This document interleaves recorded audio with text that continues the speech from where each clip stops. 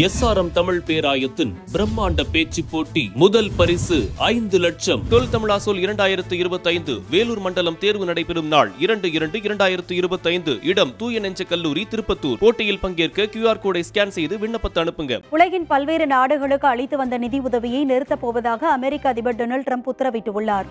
Donald Trump அமெரிக்க அதிபராக பதவியேற்றதிலிருந்து அதிரடி உத்தரவுகளை வெளியிட்டு வருகிறார். அந்த வகையில் உலகின் பல்வேறு நாடுகளுக்கு அளித்து வந்த நிதி உதவியை நிறுத்தப் போவதாக ட்ரம்ப் உத்தரவிட்டுள்ளார்.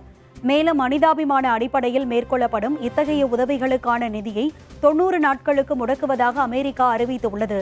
அதோடும் புதிதாக இனிமேல் ஏதும் நிதி வழங்கப்படாது என்றும் ட்ரம்ப் அறிவித்துள்ளார். மேலும் சூடான், இஸ்ரேல் மற்றும் எகிப்து போன்ற நாடுகளுக்கு மட்டும் விலக்கு அளிக்கப்பட்டுள்ளது. இஸ்ரேல் ஆண்டுதோறும் அமெரிக்காவிடமிருந்து ராணுவ உதவியாக $3.3 பில்லியன், எகிப்து $1.3 பில்லியன் பெறுவது குறிப்பிடத்தக்கது.